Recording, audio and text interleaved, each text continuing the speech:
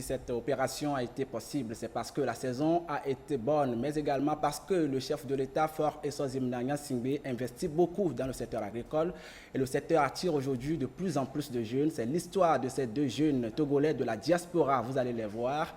Ils ont décidé d'entreprendre dans le secteur agricole dans notre pays. Uri Chamega nous amène sur leur site installé dans le Zior. Regardez. À perte de vue, un vaste étendue verdoyante s'étire sur des kilomètres.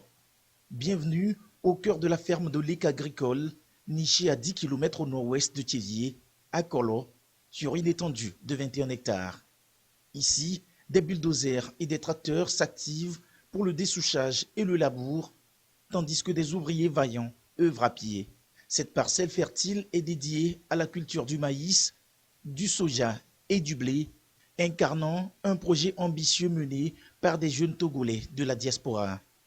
Conscient du rôle de l'agriculture dans la croissance économique du pays, ils mettent en œuvre une initiative qui va bien au-delà de la simple exploitation des terres. C'est une chaîne qui tourne et qui a besoin de ces maillons.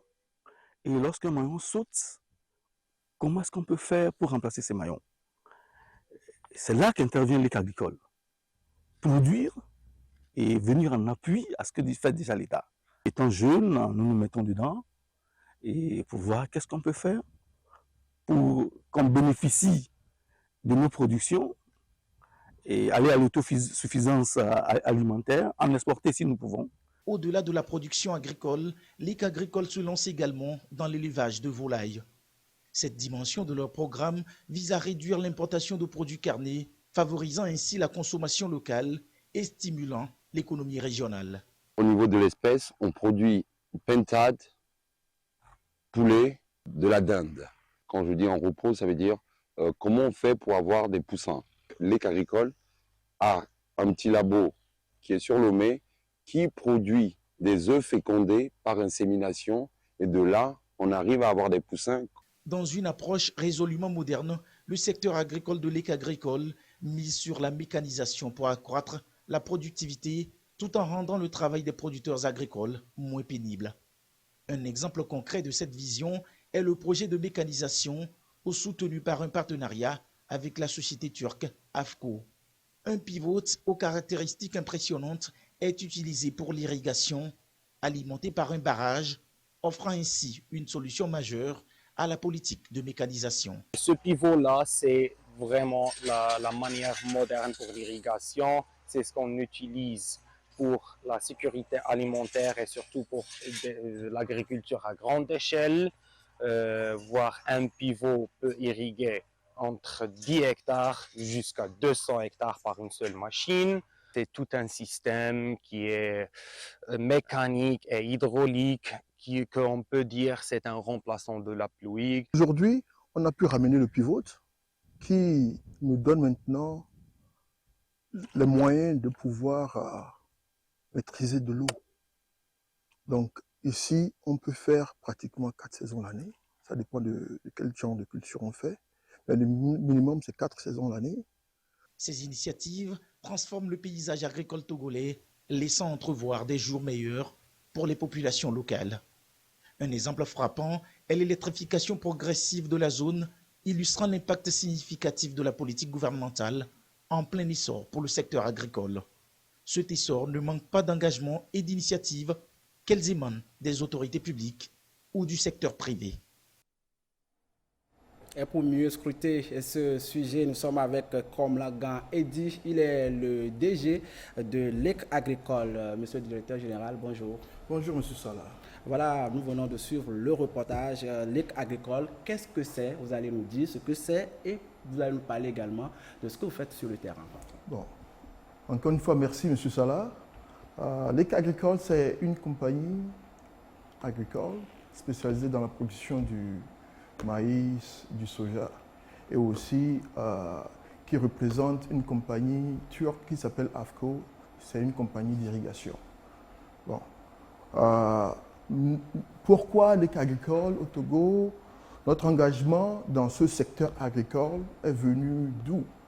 Bon, étant donné que sur les réseaux sociaux, en 2022 et 2023, le président de la République, son Excellence Faure Eswazina Gnassingbé, lui-même faisait des campagnes agricoles. Ouais. Et voilà, ça nous a touchés, voilà d'où le déclic est venu.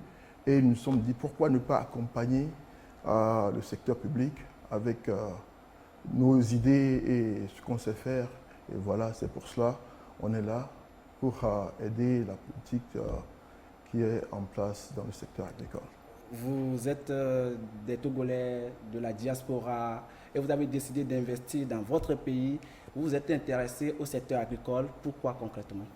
Bon, tout d'abord, le Togo, c'est notre pays. Donc, même étant aux États-Unis, il faudrait qu'on soit ici aussi. Et de deux, la terre ne trompe pas. On l'a toujours dit, la terre te donne ce que tu mets. Donc, on a décidé de revenir investir dans l'agriculture. N'oublions pas que la Chine, qui est la seconde puissance mondiale, a vu son économie accroître à cause de l'agriculture. Et on pourra faire de même ici au Togo. Juste la volonté nous pourra agir et aller de l'avant. Vous l'avez dit, vous voulez accompagner la dynamique de développement du secteur agricole. C'est la vision du chef de l'État. Oui. Mais vous voulez passer par un système d'irrigation dans ce sens. Comment est-ce que ça va se passer? Bon, j'ai suivi le programme du chef de l'État. Le gouvernement a donné des tracteurs, même des semences, même un appui technique. Mais il ne faudrait pas oublier aussi le problème de l'eau, de l'irrigation. Oui. Et quand on a sillonné la région, on a vu que la plupart des fermes ont toujours ce problème d'irrigation. Donc, on a pris le temps pour voir comment on pourra aider les jeunes agriculteurs togolais à pouvoir aller de l'avant et à accroître leur production. Donc, c'est dans ce sens qu'on a pu contacter AFCO.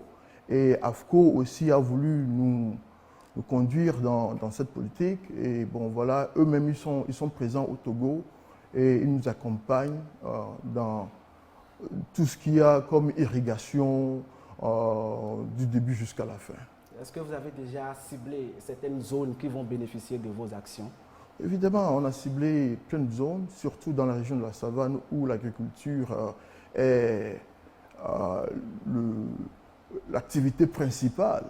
Donc, nous voulons déployer de Lomé jusqu'à Dapaon nos produits, nos systèmes d'irrigation pour pouvoir dire aux producteurs qu'il pourra faire 2, 3, 4 saisons pendant la campagne agricole.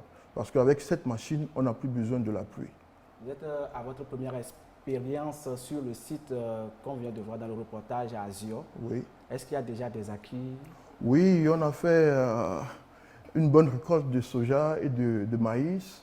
Et bon, voilà, tout le monde est content. Et maintenant, on est prêt pour le défi de l'agriculture au Togo. Avec ce système d'irrigation, combien de saisons agricoles est-ce qu'on peut avoir probablement avec les sites qui seront ciblés? Bon, avec le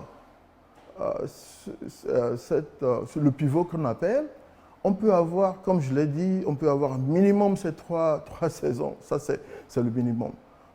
Si on prend peut-être le maïs qui fait 90 jours quand on plante ce maïs, bon, après 90 jours, quand on fait la récolte, on pourra toutefois planter. Alors que dans le temps d'avant, c'est la pluie qui détermine le nombre de saisons qu'on pourra faire.